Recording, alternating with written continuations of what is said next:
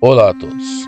Hoje iremos falar de mais um assunto muito importante nas Escrituras Sagradas. E no assunto de hoje falaremos de como adorar a Deus de acordo com as Escrituras Sagradas. Meus amigos, adorar a Deus nada mais é do que testificar a sua verdade de acordo com os fatos decorrentes da lei.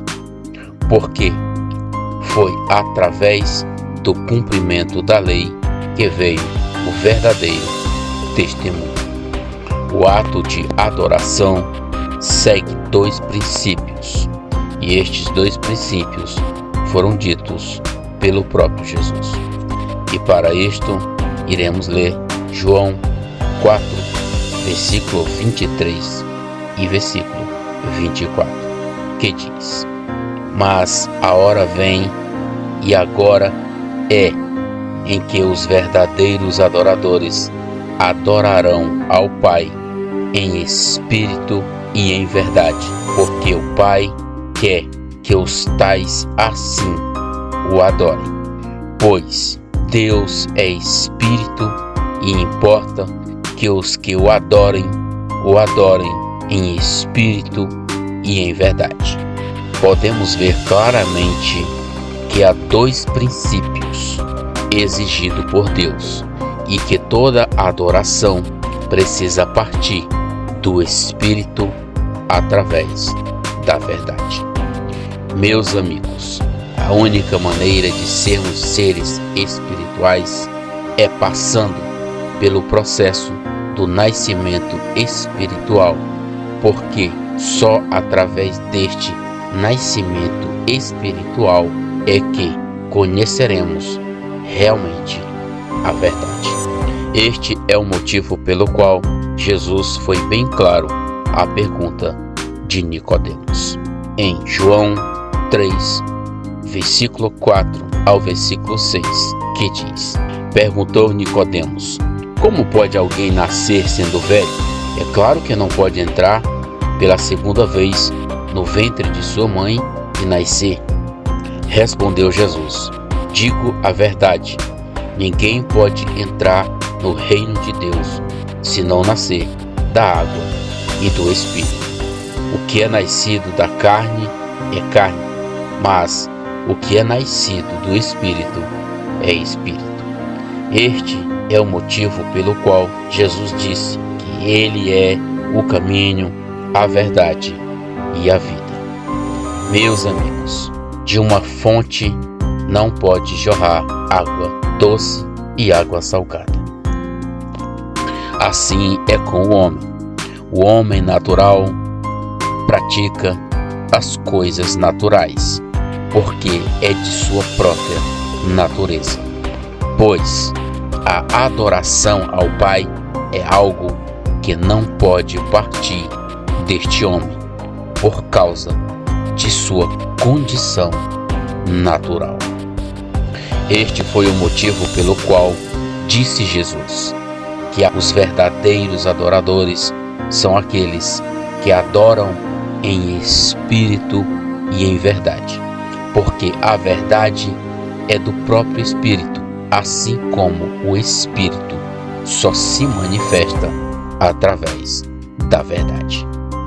Meus amigos, as Escrituras são bem claras, mas o homem natural quer dobrá-las de acordo com a sua vontade. E este é o motivo pelo qual surge todo o conflito, pois o homem natural quer que Deus cumpra todos os seus desejos, não importa qual seja, para o bem ou para o mal. Ele quer que sejam cumpridos. E se Deus não os cumprir, ele parte em busca de outro Deus que possa realizar a sua vontade. E é justamente aqui que surge a idolatria. Enquanto o homem natural quer que Deus realize toda a sua vontade, o homem espiritual se manifesta para realizar toda a vontade de Deus. E para que nós compreendamos tudo isto, iremos ler Hebreus 10, do versículo 7 ao versículo 9, e 1 Coríntios 15, do versículo 45 ao versículo 48, que diz: Então disse: Eis aqui estou no princípio do livro, está escrito a meu respeito, para fazer, ó Deus, a tua vontade. Depois de dizer, como acima, sacrifício e ofertas não quiseste, nem holocausto e oblações pelo pecado, nem com isto te deleitaste, coisa que se oferece segundo a lei. Então acrescentou: Eis aqui estou para fazer, ó Deus, a tua vontade. Remove o primeiro para estabelecer o segundo. Assim também está escrito: o primeiro homem, Adão, foi feito em alma vivente, o último Adão em espírito vivificante. Mas não é primeiro o espiritual, senão o natural, depois o espiritual. O primeiro homem da terra é terreno, o segundo homem, o Senhor, é do céu. Qual o terreno, tais são também os terrenos. E qual o celestial, tais também os celestiais. Meus amigos, esta é a única maneira pela qual Deus nos aceita e recebe a nossa adoração, quando o homem natural é tirado de nós e o homem espiritual é gerado em nós. Então é aqui que se cumpre a palavra que diz: de Adão para Cristo. De acordo com as Escrituras, sem esta realidade, ninguém pode entrar no reino de Deus.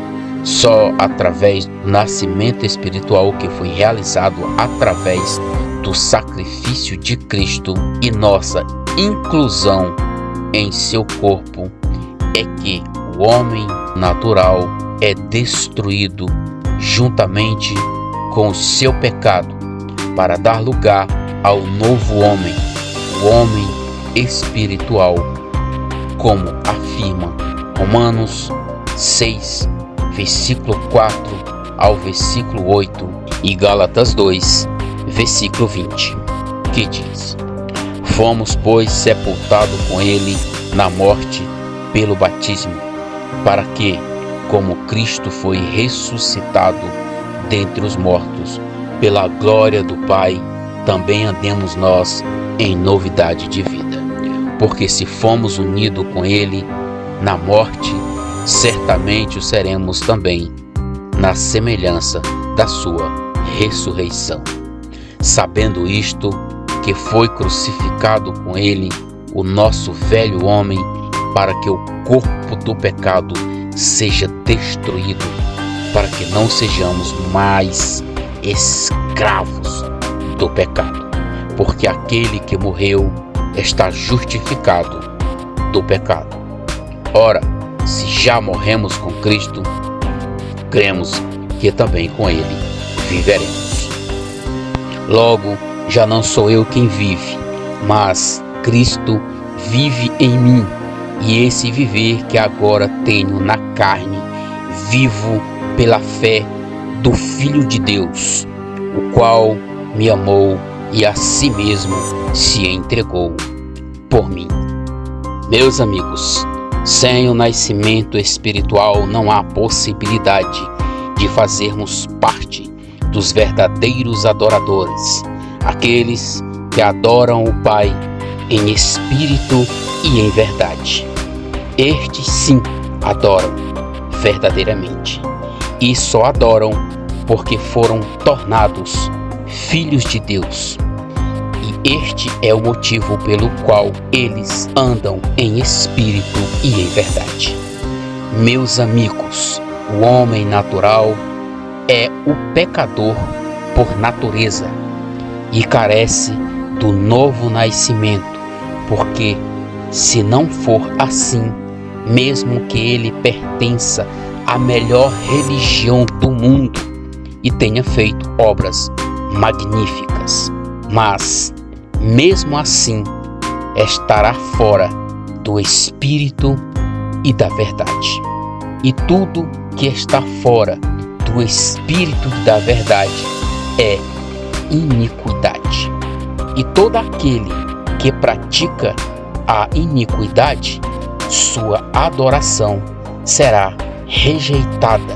Assim diz o próprio Jesus em Mateus 7, versículo 22 e 23, que diz: muitos naquele dia hão de dizer-me: Senhor, Senhor, porventura não temos nós profetizados em teu nome, e em teu nome não expelimos demônio, e em teu nome não fizemos muitos milagres? Então lhes direi explicitamente: nunca vos conheci, apartai-vos de mim, os que praticais a iniquidade. Meus amigos, a verdadeira adoração é aquela que vem através do Espírito da verdade. E isto só é possível através do nascimento espiritual. Maranata, Maranata.